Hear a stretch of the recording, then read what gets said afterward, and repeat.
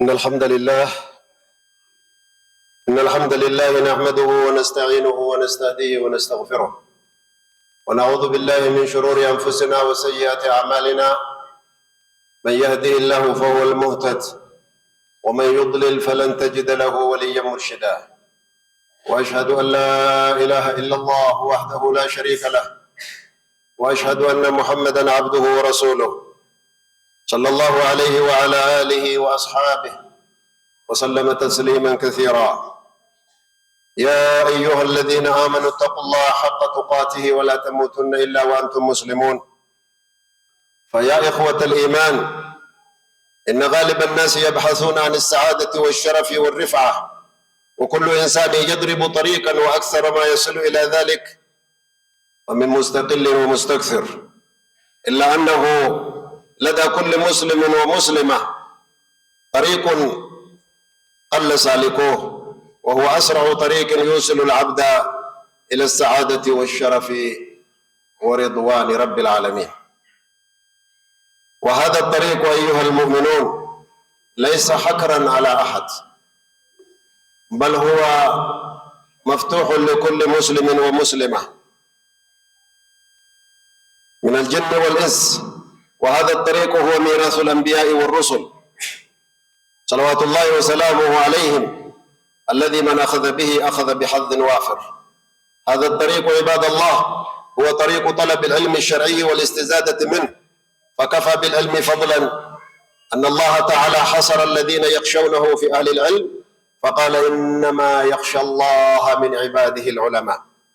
ويكفي أهل العلم شرفا وفضيلة ونبلا وعزة وشرفا أن الله تبارك وتعالى قرن شهادتهم بشهادته سبحانه في أعظم مشهود به، ألا وهو قوله تعالى في استشهاده في توحيده جل جلاله: شهد الله أنه لا إله إلا هو والملائكة وأولو العلم قائما بالقسط لا إله إلا هو، لا إله إلا هو العزيز الحكيم. وميز الله تبارك وتعالى بين أهل العلم وبين من سواهم من العباد، فقال تبارك وتعالى: قل هل يستوي الذين يعلمون والذين لا يعلمون. وقال تبارك وتعالى: يرفع الله الذين آمنوا منكم والذين أوتوا العلم درجات.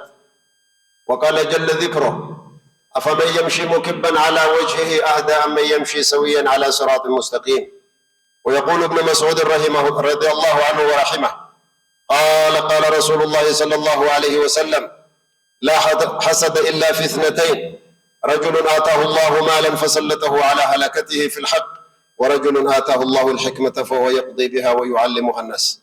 متفق عليه. والمراد بالحسد هنا أو بالحسد هنا الغبطة، وهو أن يتمنى مثله.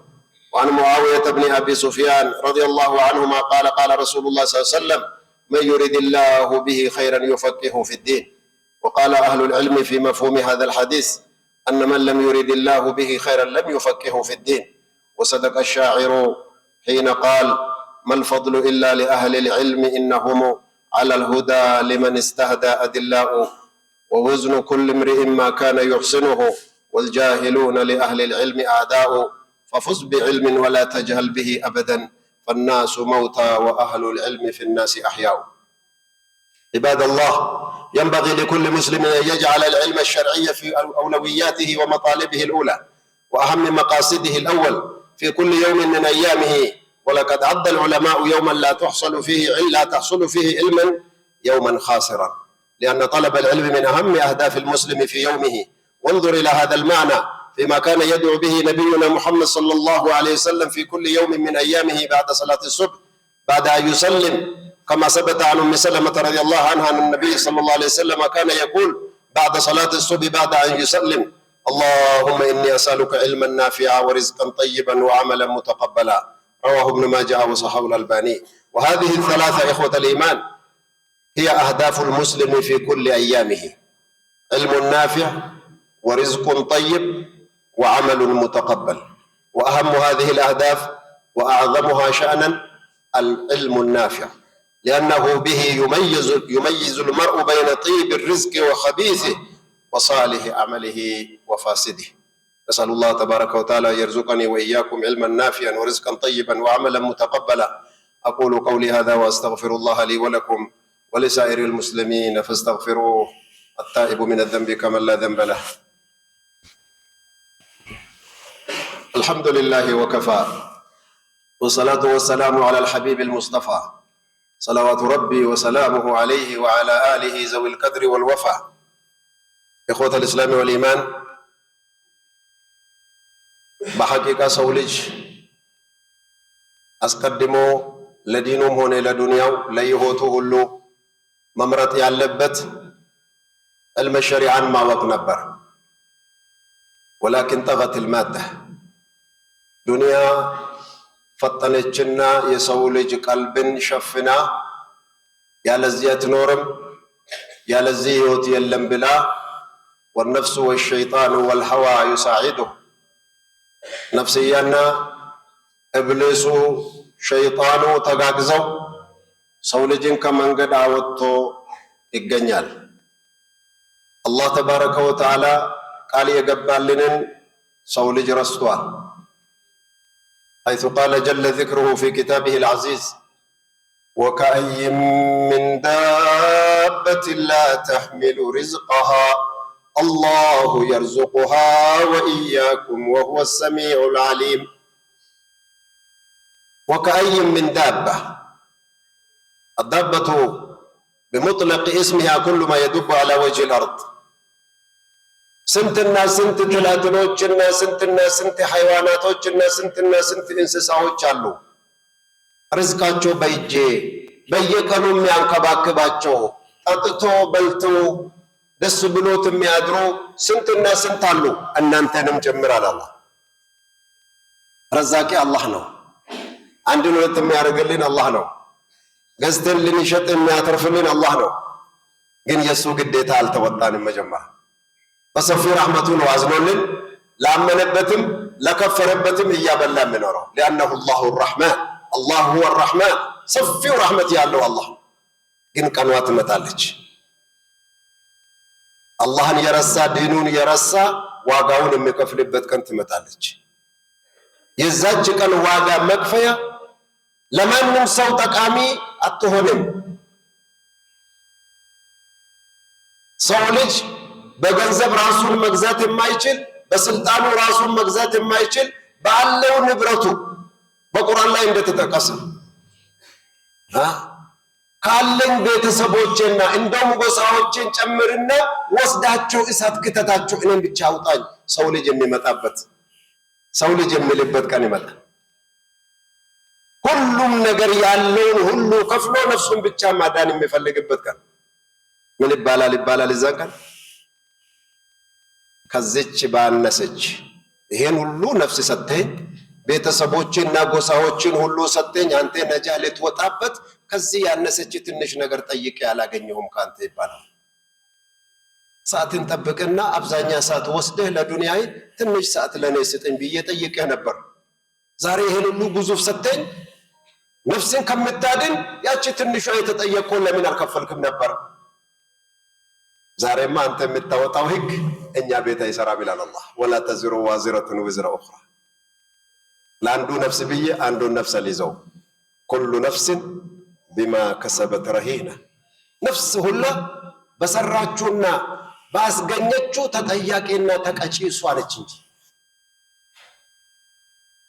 ዛሬ መገበያያ ገበያ ነች፣ መነገጃ ዱንያ ላይ ነው ያለ ነው። ምንዳውንና ዋጋውን ትርፉን የምንቀበለው እዛ ፊት ለፊታችን። ስለዚህ ለዲን ዕልም ለመማር ሐላልና ሐራም፣ ጣህራ ነጃሳ፣ ዋጅቡ ሱናው የአላህን ግዴታ ከፈጸምን ነው በምድሩ ላይ ለመኖር አንድ ችግር ቢመጣ የአላህን ኑስራ የምናገኘው። እንተንሱሩላህ የንሱርኩም፣ ህጉ እኮ እንደዛ ነው። የህግ ቅልባሽ አይሰራም እኮ። አላህን ነስር አድርጋላችሁለታል፣ ለአላህ ነስር አድርጋችሁለታል፣ እኔም ነስር አድርግላችኋለሁ። እንዴት? እኛ በቅልባሹ ነው የምንፈልገው? በቅልባሹ ይሄድልናል። አላህን እንዴት አድርገን ነው ነስር የምናደርግለት? አንኡሚነ ቢህ ሐቅ አልኢማን ለተስሒህ አልዓቂዳ፣ አቂዳችን በማስተካከል ኃያልነቱን ጥበቡን ታላቅነቱን አምነንለት ልንገዛለት ልንወድቅለት ከዛ ውጪ ቀጥሎ ትእዛዙን ማክበር የላከውን ነብይና ያወረደውን ቁርአን ህግ መከተል እየሞከርን ነው በተቻለ መጠን በቃልም ቢሆን اهدنا الصراط المستقيم صراط الذين أنعمت عليهم أي طريق النبيين والصديقين والشهداء والصالحين በቃል በዋጅቡ ደረጃ ራሱ 17 ጊዜ አይደለም የምንደጋግመው ግን ከመስጂድ ሲወጣ አለ ተግባሩ እቺን ለመመካከር ነው ኢንሻአላህ ተዓላ علم በሱና ደረጃ ብንወስድ ተሳስተናል የሸሪዓተል ኢስላም علم 15 ዓመት ዛሬ ቀጭ በመልበት ጊዜ የአላህ ትእዛዝ የሚያከብሩ الذين لا يعصون الله ما امرهم ويفعلون ما يؤمرون ብሎ ባህሪያቸውን አላህ በቁርአን የነገረን መላእክቶቹ ስራቸውን ይጀምራሉ መዝገባቸው ውስጥ 15 ዛሬ ግን በዱንያ እዚህ ሀገር ብዙ አይታይም እንጂ ፈረንጅ ሀገር ላይ ያየሁት አንድ ልጅ 18 ዓመቱ ከሞላ መቼ ነው የሚሞላው ከሌሊቱ 6 ሰዓት ላይ ሰከንዷ 6 ሰዓት ላይ ስትቆም የምትተኮሰው ተኩስ የሚሰራው ግዙፍ የኃጢአቱ የበላው የኸምሩ የመጠጡ የምኑ በዛ ህግ አንድ ልጅ ከተወለደበት ሰዓት ጀምሮ ከአባቱ ገንዘብ ካለው ገቢ የሚቆረጥለት አለ ለልጁ መንግስት ነው የሚያስገድድ መንግስትም ለዚህ ልጅ ከራሱ የሚያስቀምጥለት አለ አቅመ አዳም ደርሶ 18 ዓመት ሞልቶ ያቺን ገንዘብ የተከማቸችዋን እስከ 18 ዓመት የተከማቸችዋን መውሰድና ከባንክ ማውጣት ሐቅ ያለው ሲጋራ ገዝቶ ማጤስ ኦንካንስ እሱ የሚሸጡለት መታወቂያውን ይዞ 18 ዓመት ካለፈ ነው ሲጋራ የሚሸጡለት የራሳቸው ህግ ነው የአላህ ቢቀርብ ባንኩም የሚሰጠው ካርዱም የሚሰጠው ገንዘቡን የሚቀበለው አሁን ነው የተወለደ እሱ በ18 ዓመት በዛች ሌሊት ነው እሱ የዱንያውን ሁኔታና የመዘፈቅና የሚፈልገውን የሚጨፍረውን የሚያረጋውን የሚጀምረው እዛች ሌሊት ነው ደብቆ አንዳንድ የተወሰነው እንደ ሌባ መስራት ይችላል ግን በጋድ በቃ በነፃነቱ መስራት የሚችለው ሐራምን ሁሉ በቃ ሐራምን ለመስራትም ነፃነት ይፈልጋል ሱብሃንአላህ ሰዎች በአላህ ምድር ላይ ያስቀመጡት የራሳቸው ህግ ነው ወደ ጀሃነም የሚወስዳቸው ህግ ومن لم يحكم بما انزل الله فاولئك هم الخاسرون ስለዚህ እኛ ግን በአላህ ሸሪዓ 15 ዓመት ስትሞላ ጀምሯል ክታቡ አንተ ይወቃ አትወቅ ስንት ዓመት ሞልተናል 15 ነው አለ ሁላችን ዛሬ 15 ዓመታችን ነው ኢንሻአላህ ይመስለኛል ምክንያቱም ቶሎ እንድንዘጋጅበት ለማለት ነው صلوا وسلموا على خاتم الانبياء والمرسلين كما امركم الله تبارك وتعالى بقوله ان الله وملائكته يصلون على النبي يا ايها الذين امنوا صلوا عليه وسلموا تسليما اللهم صل على محمد وعلى ال محمد كما صليت على ابراهيم وعلى ال ابراهيم انك حميد مجيد وبارك اللهم على محمد كما باركت على ابراهيم وعلى ال ابراهيم انك حميد مجيد اللهم اغفر للمسلمين والمسلمات المؤمنين والمؤمنات الاحياء منهم والاموات انك يا ربنا سميع قريب مجيب الدعوات اللهم اغفر لنا وارحمنا واهدنا لما فيه الخير والرضا يا رب العالمين اللهم خذ بناصيتنا الى ما فيه الخير والبركه وتنفيذ الاوامر واجتناب النواهي يا ذا الجلال والاكرام اللهم اهدنا كما امرتنا ووفقنا لما اوجبت علينا يا ذا الجلال والاكرام وصلى اللهم على محمد وعلى اله وصحبه وسلم